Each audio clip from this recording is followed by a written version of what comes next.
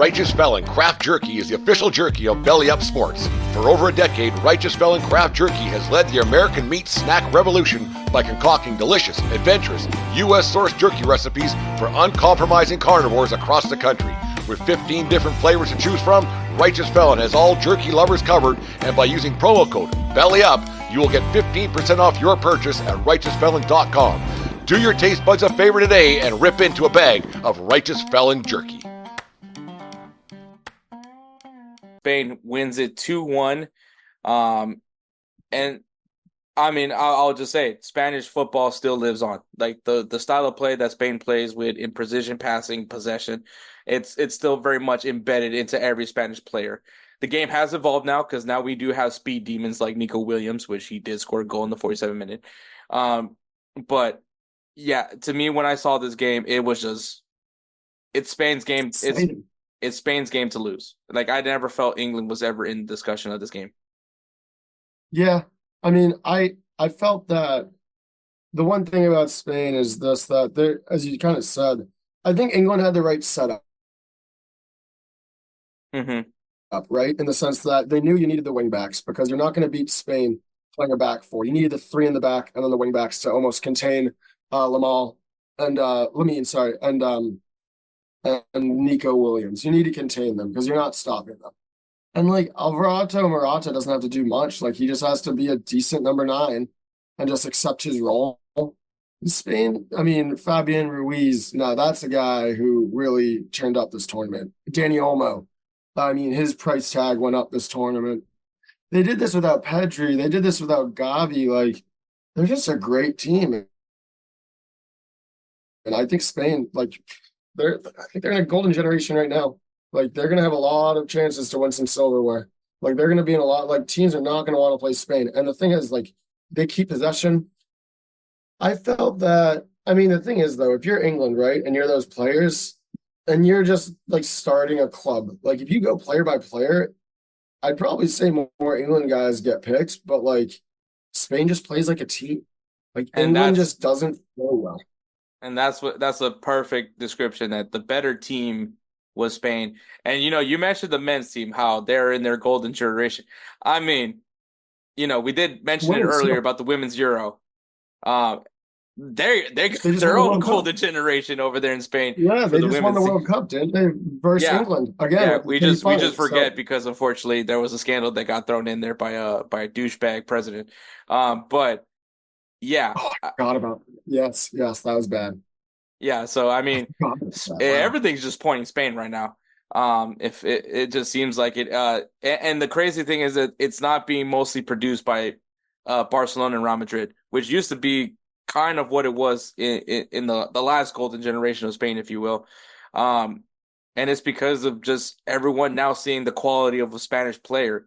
That's why teams are now going after Spanish players. And also, I got to point this out, man. Just to point out, the goalkeeper for Spain is Unai Simon. I don't necessarily rate him very highly, but I guess he's our best goalkeeper option right now.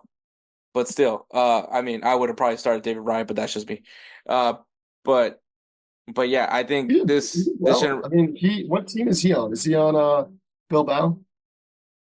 Yeah, Simon, yeah. I mean, they just look. I think it saw a stat since 2002.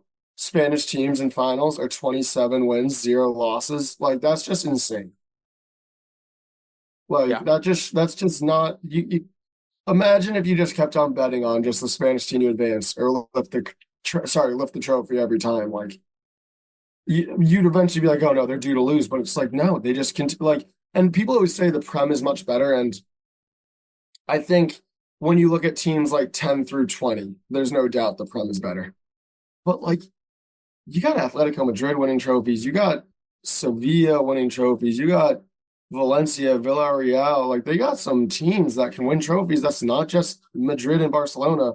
And that's what I think a lot of arrogant fans not ball knowers say. Like, they're like, oh, it's just Barcelona and Real and, Atletico's there. But they got a bunch of good teams there that continue to win, continue to impress. And I mean, who did Unai Emery coach for 3 seasons and they won 3 straight Euro Cups, right? Or did they win? Am I mistaken in that?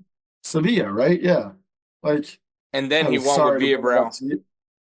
Yes, and then did he lead from Arsenal to Sevilla, or was it Sevilla to Arsenal? He was with PSG. He went from Sevilla, went to PSG, and then went to Arsenal. Like, yeah, I mean, he's special. Like, they know what they're doing. I think Spain has. I wanted England to win just because of Kane, but England just. I cannot stand Jordan Pickford, man. Like, every time they pass the ball back, and he's just like, "Oh, I'm just gonna kick the fuck out of this." It's like, dude, you're playing a team that loves possession. And what your plan is to kick the ball up as high as possible so that either Jude or Harry Kane, that clearly is hurt, to try to head the ball wide so you guys can get like a crazy counter or something. Like, it's just such a bad, like, the players need to, and you know what? I said it wasn't Southgate's fault, but a little bit, like, I think the players need to stand up, but also like Southgate probably needed to be like, hey, like, let's do something different because we have like they have the personnel to match up with Spain. Like, that shouldn't be the issue. Hmm. Like, they can play any style they want. Like, they have so much talent up and down that bench. And it's just a shame because England is gonna be like, oh, we should have won. Like, but I think their generation's done now. Like, I don't think they're gonna do. I mean, are they better than France? No. Are they better than Spain? No. Are they better than Germany? No. Are they better than Portugal? We'll give them they're better than Portugal, but and they're better than the Netherlands right now. But the Netherlands weren't supposed to be here. Like, England was supposed to be here, and they needed a 90th minute goal to beat the Dutch, and the Dutch were missing. I think personally, I think England would have lost the Dutch if the Dutch had one player. And I know you're a Madrista, but if they had Frankie De Jong, I think he completely unlocks that midfield, and he could actually help them keep possession.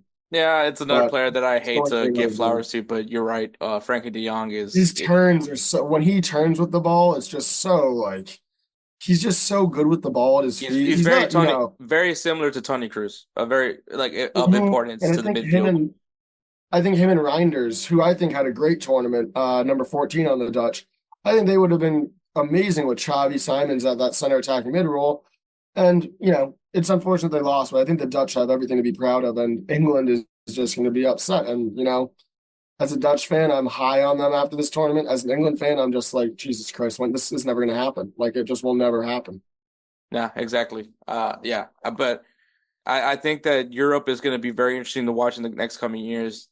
Just soccer in general is going to be great to watch it in the next coming years because of all the names that are going to come. Obviously, next week Olympics kicks off, and we're going to see Yeah. some young names in the mix. In that one, obviously they're allowed to bring I believe three players over the age of I think it's like 26. three players over. Yeah. Do you know if any of those guys, like who any of those guys are for those teams, the three players over 26 or whatever? No, I got to go through the rosters. I got to start doing my homework on that because I got to preview that for I next know week's episode. Messi played in the Olympics like once way back in the day. Sorry, my alarm is going off. I'm just gonna turn that quickly. Yeah, I mean Messi did play in it. I think he was just he actually was qualified to play for the Olympics because he was obviously a young player. Oh yeah, the The age. older player that came in was Riquelme. That was who was there for What Argentina. a throwback of a name, Riquelme. I remember using him in FIFA. The streets forget that legend. Um, yeah, man. There's so many. Ah, man. I think one of these days I got to do a draft of players that people forget about. Uh, and that's just because of Messi and Ronaldo. But Forgot they, about so many just great legends. Honestly, in Argentina a lot too, and like Brazil, like that golden generation is something different. yeah, it's been great. But yeah, that is the Euro, a great final. Congratulations to Spain for winning it. I don't know how many times they've won it so far now in their career in their lifespan, but four I time now. think three in our lifespan, four total. Yeah, so that's right. I did. This is the third time I've seen them win it. So yeah, you're right. Crazy. They Absolutely. won three of the last five Euro Cups. Like, it's very under the radar. Yeah, what a generation La Roja is. But I also called this final the Battle of the Colonizers, and some people said I was an Especially, ass. yeah, the semis as well. So it wasn't wrong. But yeah, it was a great final. Fun to watch. Happy for Spain. Happy for Carvajal. Happy for Nacho. For all of them to be able to lift another trophy. But we'll see. Maybe this impacts the Ballon d'Or in some way, but hopefully it's still Vinny because I don't want to give away jersey.